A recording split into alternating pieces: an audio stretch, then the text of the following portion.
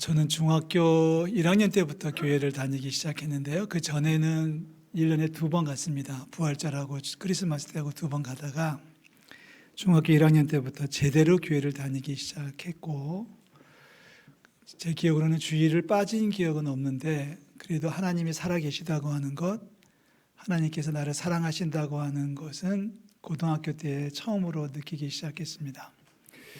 저희 교회 선생님께서 저를 데리고 어떤 선교사님이 주관하는 찬양 집회를 갔었는데요. 화요일 날 저녁마다 하는 찬양 집회에 갔는데 한 3번째 정도 갔을 때에 그 예배를 인도하고 설교하시던 목사님께서 손을 들라고 하시더라고요. 아직도 구원의 확신이 없고 하나님 살아계시다는 것이 믿어지지 않는 사람이 손을 들라고 해서 손을 들었어요. 그랬더니 일어나래요. 일어난 친구들이 한 30-40명 정도 있었던 것 같아요. 한 1000명 정도 모였던 집회인데요. 그랬더니 그 목사님께서 하시는 말씀이 그 옆에 있는 분들이 그 어깨에 손을 얹고 지금 일어난 사람들을 위해서 기도해 주라고 이렇게 이제 지시를 하셨어요. 이제 저는 이제 무릎을 꿇고 앉았고 옆에 있는 분들이 저를 한 7-8명 정도가 저를 위해서 누군지는 몰라요. 얼굴도 기억 못하고 이름도 모르는데 저를 위해서 엄청 뜨겁게 그리고 간절히 기도를 해 주셨습니다. 한 10분 정도 기도하신 것 같아요. 얼마나 열심으로 열정적으로 간절히 기도했는지 제가 이렇게 기도하다가 갑자기 궁금해져가지고 이렇게 눈을 살짝 뜨고 봤거든요. 그랬더니 막 눈물을 흘리면서 땀을 막 흘리면서 정말 목이 터져라고 부르짖는데 제가 하나님을 만날 수 있도록 하나님의 사랑을 체험할 수 있도록 그렇게 이제 기도를 해 주셨어요. 제 기억으로 그때 처음 하나님을 만났다고 저는 생각하고 믿고 있습니다. 저분들이 하나님이 살아계시지 않다면 저분들이 나를 위해 저렇게 생명을 걸고 기도하지 않았을 거다. 자, 그때부터 이제 신앙생활을 조금씩 열정을 가지고 하기 시작했습니다. 그래서 고등학교 3학년 때 세례를 받았고요.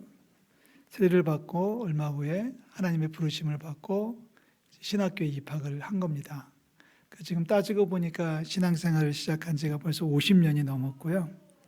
그 가운데 35년은 목사로 살았습니다. 짧은 기간, 우리 더 오래 예수 믿으신 분들이야 많이 계시겠지만 제 인생의 대부분을 믿음으로 살아왔는데 또 목사로 살아오면서 제 마음속에 가장 강력하게 다가오는 메시지는 사랑입니다. 하나님이 나를 사랑하신다. 하나님이 우리 성도들을 사랑하신다.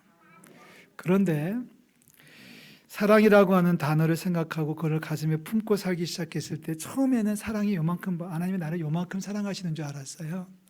근데 한 해가 지나고 2해가 지나고 세월이 지나면서 그 사랑이 점점 커져요. 하나님이 나를 사랑하시는 것이 생각보다 훨씬 많네, 크네, 따뜻하네, 훨씬 더 진지하시네. 그러니까 처음에는 사랑이 요만큼인 줄 알았는데 한 해 지나고 2해 지나면서 보니까 하나님의 사랑이 더 커요. 나를 향하신 하나님의 사랑이 더 크고 더 뜨겁고 더 진지하고 더 소중하다는 것을 깨닫습니다. 그런데 그 사랑을 깨닫는 것이 요즘도 그렇습니다. 왜 진행형이라고 그러죠? 계속 사랑이 커지는 것 같아요. 하나님의 사랑이 이만한데 저는 그 중에 요만큼밖에 모르고 있는 것 같아요. 하루를 살면서 하나님의 사랑이 체험되어지고 성경을 읽으면서 하나님의 사랑이 다시 한번 또 느껴지고 하루를 살면서 주님의 사랑이 더욱더 감사하고 그렇습니다. 하나님의 사랑이 점점 뜨겁게 다가올 수 있기를 주의 이름으로 축복합니다. 며칠 전에도 새벽기도를 인도하다가 하나님 정말 사랑이시구나. 하나님이 정말 나를 사랑하시는구나. 하나님 우리 모두를 사랑하신다고 하는 그 절대적인 부르심에 아멘한 것이 바로 사도행전 23장 읽다가 느낀 겁니다. 사도행전 23장은 사도 바울이 복음을 전하다가 예루살렘에서 체포가 되는 이야기죠. 체포가 돼가지고 공회라고 하는 곳에 불려가서 재판을 받는 이야기입니다. 예루살렘 공회라고 하는 것은 정말 의리의리하고 지체 높으신 분들 70명으로 구성되어 있는 최고 권력기관이에요. 거기서 재판도 하고 벌도 내리고 사람을 쫓아내기도 하고 사람을 죽이기도 할 수 있는 게 사내들인 공회입니다. 70명 안팎의 공회원들이 모여가지고 죄수를 신문을 하고 있습니다. 지금 바울은 죄수가 돼서 지금 그 공회에 지금 나가서 신문을 받는 거예요. 얼마나 무서울까요? 네, 설교를 들으면서 눈을 감아주시는 분들이 너무 감사해요. 아니, 저한테 돌 던질 분은 한 분도 없고 저를 욕하는 분은 한 분도 없지만은 다 눈을 이렇게 뜨고 저를 쳐다보고 있으니까 제가 겁나잖아요. 눈을 감아주시는 것도 제게는 큰 은혜이고 감사의 조건입니다. 귀 있는 자는 새겨 들으셔야 돼요. 근데 바울은 지금 공회에서 공회원들이 뭐 옷도 어마어마하게 입었죠. 나이도 거의 뭐 다 원로급들이죠. 지체가 높으신 분들이죠. 이런 분들이 70여 명이 앉아가지고 바울을 지금 뚫어져라고 쳐다보면서 질문을 던지는 거예요. 내 이놈 하면서 지금 질문을 던지는 거예요. 얼마나 무서웠겠어요. 얼마나 겁이 났었겠어요. 그런데 바울이 오늘 23년 1절에서 먼저 입을 열었어요. 바울이 공회를 주목하여 눈을 바라봤다는 얘기겠죠. 이렇게 얘기합니다. 여러분 형제들아, 오늘까지 나는 범사의 양심을 따라 하나님을 섬겼습니다. 이렇게 얘기를 하는 거예요. 자, 이 말을 하니까 옆에 있던 대제사장 아나니아라고 하는 사람이 화를 벌컥 내네요. 아마 두 가지 문제를 지적을 하고 싶었을 겁니다. 첫 번째는 자기들을 향해서 형제라고 부른 것이 기분이 나빴을 거예요. 지금 바울은 젊어요. 바울은 죄수예요. 바울은 죄수예요. 그런데 지금 재판하려고 와 있는 공회원들을 향해서 형제들하고 부르니까 이게 기분이 좋지는 않았을 것 같아요. 이게 어디다 대고 반말이야? 이런 식이었을 거예요. 이게 어디다 대고 무슨 질이야? 뭐 이런 말이 나올 수 있는 상황이겠죠. 또 하나는 대제사장 앞에서 하나님을 섬겼다고, 양심을 따라 범사에 하나님을 섬겼다라고 하는 말을 너무 당당하게 하고 있는 것이 대제사장 입장에서 볼 때는 기분이 언짢았을 거예요. 이게 어디 안전이라고 하나님을 운운하고 하나님을 얘기하는 거야 라고 하는 식의 반발을 하는 거죠. 그러니까 화가 나니 아나니아 대제사장이 명령을 내려요. 2절에 보니까 저 입을 쳐라. 저 입을 쳐라. 이렇게 명령을 내립니다. 그런데 중요한 것은 누구한테 명령을 내리냐는 겁니다. 2절에 보면 여러분 읽으실 수 있죠. 대제사장 아나니아가 바울 곁에 서 있는 사람들에게 그 입을 치라 명했다. 바울 곁에 서 있는 사람이 누굴까요? 바울은 죄수입니다. 따라서 바울은 지금 손과 발이 묶여 있는 거예요. 손과 발이 묶여 있는 상태에서 군인들이 지키고 있는 거예요. 여러 명의 군인들이 그 공회를 장악하고 혹시라도 일어날지 모르는 비상사태에 대비해서 눈을 크게 뜨고 바울의 일거수일투족을 지금 감시하고 있는 중이겠죠. 그 중에 2명은 바울 곁에서 바울의 팔짱을 끼고 바울을 붙들고 서 있는 겁니다. 여러분 영화에서 자주 보시는 장면이죠. 죄수를 호송할 때 형사들이 양쪽에서 팔짱을 끼고 끌고 가지 않습니까? 지금 그 모습을 생각하시면 좋을 것 같아요. 그 바울 곁에 서 있는 군인들이 바울을 붙들고 있어요. 혹시라도 모를 일에 대해서, 사건에 대해서 대비하기 위해서 바울을 묶어놓고 팔짱을 낀 상태에서 바울을 억압하고 있는 상태에 있었습니다. 그래서 대제사장은 화가 나니까 야, 저놈은 입을 쳐라라고 말할 때 누구한테 치라고 말하냐면 바로 옆에 있는 사람에게 치라고 하는 거예요. 자, 바울 곁에 서 있는 사람들 기억해 두셨으면 좋겠어요. 그러니까 바울이 가만히 있지는 않아요. 그 재판도 안 하고 때리는 것부터 하냐? 한마디 했어요. 재판도 안 하고 신문도 안 끝났는데 때리기부터 할 수 있는 겁니까? 이렇게 말했더니 바로 바울 곁에 서 있는 바로 그 군인들이 4절이죠. 곁에 선 사람들이 말합니다. 야, 저분이 대제사장님이셔. 네가 말을 해? 네가 뭐라고 하면 안 되지. 그랬더니 바울이 뭐라고 하냐면 나 그래? 몰랐어요. 이렇게 얘기를 해요. 그러면서 바울이 이제 한마디 두마디 엮어 나가는데 이제 그 중에는 부활을 믿는 사람도 있고 공회원들 중에는 안 믿는 사람도 있으니까 바울이 부활 얘기를 꺼내요. 그랬더니 자기들끼리 싸워요. 공회원들끼리 서로 싸워요. 서로 고성이 오고 가고 난리를 피니까 결국은 천부장이 내려와 가지고 바울을 끌고 로마의 영내로 데리고 갔다는 거예요. 그것이 이제 10절까지의 이야기입니다. 제가 읽지는 않았는데 여러분 그 내용을 간단히 요약하면 그겁니다. 재판은 안 하고 죄수를 신문은 안 하고 잘 이렇게 막 네가 옳으니 서로 옳다고 뭐라고 싸우고 있으니까 천부장이 바울을 끌어내 가지고 이제 영내로 안전하게 데리고 갔다. 그래서 바울은 지금 옥에 갇힌 거예요. 그날 밤에 사건이 벌어집니다. 그러면 11절 말씀을 보시겠어요? 제가 읽을게요. 그날 밤에 주께서 바울 곁에 서서 이르시되 담대하라. 저는 이 부분에서 가슴이 뜁니다. 야, 우리 주님은 정말 대단하신 분이구나. 내가 알고 있는 주님은 정말 내가 기대했던 것보다 훨씬 크신 하나님이시고 훨씬 높으신 하나님이시고 훨씬 강력하신 권능의 하나님이시다라는 것을 이런 말씀에서 발견합니다. 너무나 세심하시고요. 너무나 정이 많으시고요. 너무나 다정다감하신 하나님 아니십니까? 11절 그날 밤에 주께서 바울 곁에 서서 말씀하셨다. 자, 우리가 정황으로 볼 때 감옥에서 바울은 지금 많이 고민하고 있었을 거예요. 오늘 살아갈 수 있을까? 내일 소망 낼 수 있을까? 이러다가 죽는 거 아닐까? 인간적인 고민을 할 수 있었겠죠. 그래 인간적으로 고민하고 괴로워하는 사도 바울에게 주님께서 오셨어요. 그리고 그 곁에 서셨어요. 그리고 말씀하셨어요. 만약에 바울이 침대에 누워 있었다면 예수님은 그 옆에 비스듬히 누우셔가지고 마치 엄마가 아이를 달래듯이 잠재우듯이 가슴을 토닥토닥하면서 바울아 걱정하지 마, 염려하지 마, 내가 널 지켜줄게 이렇게 말씀할 수도 있었어요. 아니면 바울이 책상 앞에 앉아있다면 그 앞에 앉으셔가지고 바울아 너 너무 두려워하지 마, 괜찮아, 내가 함께 있잖아 라고 말씀하실 수 있었어요. 그런데 어떤 영문인지 모르겠지만 지금 오늘 우리가 읽는 11절 말씀 보면 하나님은, 주의 사자는, 예수님께서는 바울 곁에 서셨어요. 이 부분이 너무나 좋아요. 왜 주님께서는 바울 곁에 앉지도 않고 눕지도 않고 꿈에나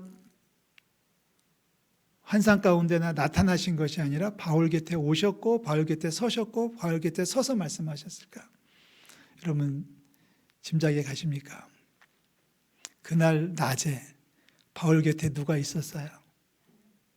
그날 낮에 바울 곁에 누가 있었어요? 신문을 받는 동안에 바울 곁에 누가 바울을 붙들고 있었어요? 로마의 군인들이잖아요. 아마도 군인들이 바울 곁에 팔짱을 끼고 웅크리고 있으면서 바울이 조금만 태도가 불량하면은 툭 쳐가지고 바울을 깨웠을 거예요. 바울이 이상한 말을 하면은 그 입을 쳤을 거예요. 바울이 뭐라고 반응하면 그 뒤통수를 때렸을 거예요.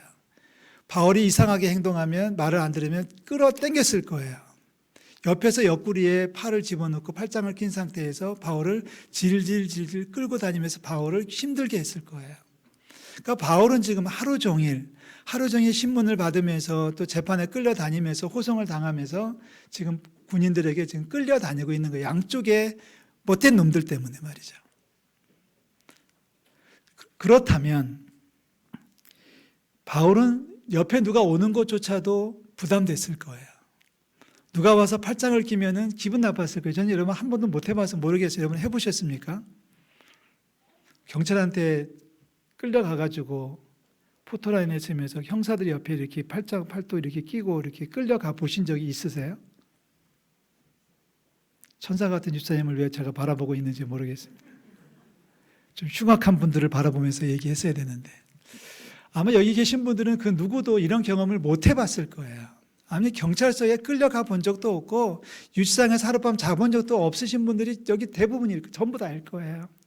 근데 지금 바울은 이미 이전에 체포가 됐고 끌려다니면서 여기저기 끌려다니면서 고생을 했고 경찰들이 군인들이 팔짱을 끼고 있으면서 옆에서 툭툭 치기도 하고 때리기도 하고 땡기기도 하면서 고통받으면서 지금 그날 밤 감옥까지 온 거예요.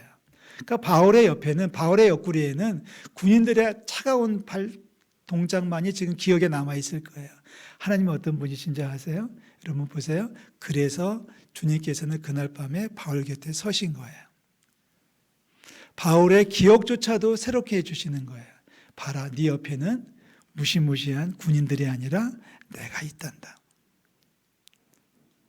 낮에는 군인들이 너를 억압하고 있었지만 아니야, 네 옆에 있는 것은 내가 너를 지키고 있는 거야. 자, 이런 이야기가 27장에 가면 한 번 더 등장을 해요. 바울이 이제 배를 타고서 로마로 압송되고 있을 때 배가 풍랑을 만나고 좀 깨지거든요. 그때 바울이 일어나가지고 하는 말이 27장에 기록이 되어져 있죠. 어젯밤에 하나님의 사자가 내 곁에 서서 말씀해 주셨다. 아마 하나님께서는, 주의 사자께서는 바울 옆에서 이런 말씀을 많이 하셨던 것 같아요. 하나님의 사자가 어젯밤에 내 곁에 서서 말씀하셨다. 27장 22절, 3절, 4절 말씀입니다. 하나님은 아주 집요하게 바울 곁에 서서 말씀하셔요.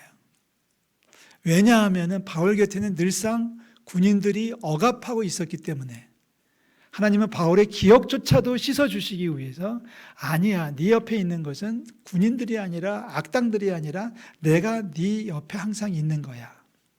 그러니 두려워하지 마. 그러니 겁내지 마. 힘을 내, 용기를 내라고 말씀하시는 거 아닙니까?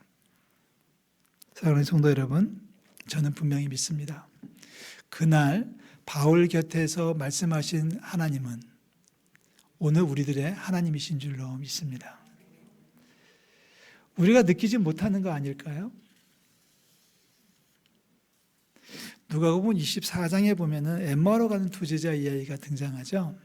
예수님께서 부활하셨고 그 소식을 제대로 전달받지 못한 두 제자가 예루살렘에서 엠마오로 내려가고 있어요. 11km입니다. 대략 이 11km 정도라고 보시면 되는데 11km면은 2시간, 3시간이면 걸을 수 있지 않을까요? 내리막길이니까 더군다나. 두 제자가 예루살렘에서 출발해가지고 엠마오로 내려가고 있을 때 하나님, 주님께서 나타나셨어요. 그래서 셋이 합사가 됐어요. 그러면서 그 시간 동안에 걸어가면서 질문도 하고 대답도 하고 이야기도 나누면서 같이 걸어가셔요. 그런데 놀랍게도 두 제자는 그가 예수님이라는 사실을 깨닫지를 못해요. 그 이유가 뭘까요? 그 이유가 뭘까요? 누가복음 24장 16절은 이야기합니다. 그들의 눈이 가리워져서 그인 줄 알아보지 못했다라고 얘기합니다. 자, 그들의 눈이 가려졌다는 것은 무슨 뜻일까요? 생각이 복잡했다는 얘기예요. 생각이 딴 데 가 있다는 얘기예요. 예를 들어서 걱정이 많은 거예요. 예를 들어서 근심이 많은 거예요. 세상에 대한 미련이 남아있는 거예요. 그러니까 1시간, 2시간, 3시간 같이 길을 걸어가면서도 같이 이야기를 나누면서도 바로 옆에 가신 분이, 아니 심지어는 예수님 이야기를 하면서도 예수님을 알아보지 못하고 있어요. 그게 자칫 저와 여러분들의 현 주소일 수도 있습니다. 세상 걱정에 빠져 있기 때문에, 세상 향락에 빠져 있기 때문에, 세상에 눈이 돌아가 있기 때문에, 마음을 빼앗겼기 때문에 어쩌면 너무 힘들어서 눈물이 앞을 가려가지고, 너무 속상해서 눈물이 앞을 가려가지고 옆에 계신 예수님조차도 알아보지 못한 채 우리는 불평하죠. 원망하죠. 예수님은 왜 나를 안 도와주시는 거야? 왜 나를 이렇게 내버려 두시는 거야? 예수님은 내 옆에 계신데도 말입니다. 영적으로 말합니다. 사랑하는 성도 여러분, 눈을 뜨시기를 주의 이름으로 축원합니다. 우리 마음속에 있는 걱정과 근심과 세상에 대한 욕심과 이런 모든 것들을 내려놔야만 주님이 보이는 거예요. 우리 많은 분들이 그렇게 얘기할 거예요. 나는 왜 주님이 안 보이나요? 왜 나는 주님의 음성이 안 들리나요? 정답을 알려드릴까요? 다른 것을 많이 보고 있어서 눈을 빼앗기고 있는 거예요. 다른 것을 많이 듣고 있기 때문에, 다른 소리가 너무 큰데 그 소리에 빠져 있기 때문에 주님의 음성을 듣지를 못하시는 거예요. 저는 분명히 믿어요. 하나님께서 바울을 사랑하신 것처럼 오늘 저와 여러분들을 사랑하시는 줄로 믿습니다. 하나님께서 바울 곁에 오셔서 말씀하시는 것처럼 오늘 우리 곁에 서서 말씀해 주실 줄로 믿습니다. 바울 곁에 오셔서 말씀하시는 주님은 밤에만 오셨을까요? 공교롭게도 계속 밤에 나타나셨다고 두 군데의 말씀이 있어서 우리가 오해할 수 있는데 저는 그렇게 보지 않습니다. 하나님은 사랑이십니다. 할렐루야. 우리를 사랑하신 하나님은 하루도 1시간도 1분도 쉬지 않고 저 여러분들을 돌보시고 지켜주시는 줄로 믿습니다. 그죠? 낮에나 밤이나 기쁠 때나 슬플 때나, 일이 잘 될 때나 잘못될 때나 언제든지 우리 곁에 계셔서 힘내라, 힘내라, 용기 잃지 말아라, 힘을 내서 가야지. 주님의 음성을 들으시기를 주의 이름으로 축복합니다. 주님께서 친히 약속하신 말씀이죠. 마태복음 28장에 보면 볼지어다 내가 세상 끝날까지 너희와 항상 함께 있을 것이다. 이 말씀 너무 좋지 않아요? 세상 끝날까지 내가 너희들과 함께 있을게 라는 약속인데 거기에 단어 하나가 탁 들어오잖아요. 항상입니다. 봐라 얘들아, 세상 끝날까지 내가 너희들과 항상 함께 있겠다. 주님의 음성을 들으시기를 주의 이름으로 축복합니다. 이 말씀을 들은 어느 제자가 한참 뒤에 가서 고백합니다. 예수 그리스도는 어제나 오늘이나 영원토록 동일하시네요. 이 말씀을 우리가 믿는다면 바울에게 역사하셨던 하나님은 오늘 우리들의 삶의 현장에도 함께해 주시고 지켜주실 줄로 믿습니다. 하나님은 집요하시잖아요. 너무 세심하지 않으신가요? 바울 곁에 너무 많은 상처가 있었기 때문에, 바울 곁에 너무 못된 놈들이 많이 있었기 때문에 주님은 직접 오셔서 바울 곁에 서시는 거예요. 상처를 씻어주시려고. 바울아 봐라, 네 옆에는 군인들이 아니야. 내가 있는 거야. 여러분이 실패한 자리, 여러분이 잘못된 자리에 주님이 찾아오셔서 아니야, 힘을 내, 아니야, 용기를 내 라고 말씀하시는 주님의 음성을 들으시고요. 마지막까지 최선을 다해서 주의 영광을 드러내는 우리 모든 성도들 되시기를 주의 이름으로 축복합니다. 기도하겠습니다. 하나님 아버지, 은혜와 사랑을 감사드립니다. 하나님은 사랑이십니다. 우리가 생각하는 것보다 더 큰 사랑으로 우리를 사랑하시는 하나님은 살아계시고 지금도 우리를 사랑하시는 줄로 믿습니다. 바울을 사랑하신 하나님 아버지, 그 사랑 그대로, 아니 그보다 더 큰 사랑으로 우리 모두를 사랑해 주실 줄로 믿습니다. 우리가 지쳐 있을 때 용기를 더해 주시고, 우리가 답답해할 때 길을 열어 주시고, 우리가 어두워서 헤매이고 있을 때 빛을 보여 주시고, 우리가 먹을 것이 떨어졌을 때 우리를 푸른 풀밭으로 인도하신 하나님은 사랑이신 줄로 믿습니다. 우리가 서 있는 것이 힘들 때 우리를 세워주시고, 우리가 잠을 못 이룰 때 우리를 잠잘 수 있도록 도와주시고, 먹지 못할 때 원수의 목전에서 상을 차려주신 하나님을 사랑하고 축복합니다. 아버지, 그 사랑으로 오늘도 살게 하시고 남은 인생도 살게 하시고 기왕에 살아가는 인생 저희들 흐느적거리며 살지 말게 하시고 하나님 감사함으로 기쁨으로 소망으로 살아가는 축복을 더하여 주시옵소서. 우리 곁에 오시는 주님을 찬양합니다. 아버지 하나님, 우리 곁에 원수가 있는 것이 아니라 우리 곁에 주님이 서 계신 것을 믿습니다. 아버지, 주님의 말씀을 귀담아 듣습니다. 담대하라고 말씀하시는 주여, 두려워하지 말라고 말씀하시는 주여, 하나님 세상의 소리를 다 내려놓게 하시고 세상에 보는 것들을 다 접게 하시고 이제 오직 주님만을 바라보며 주의 음성을 듣는 저희들 될 수 있도록 아버지여 역사하여 주시옵소서. 감사 찬송 올려드리고 예수 그리스도의 이름으로 기도하옵나이다. 아멘.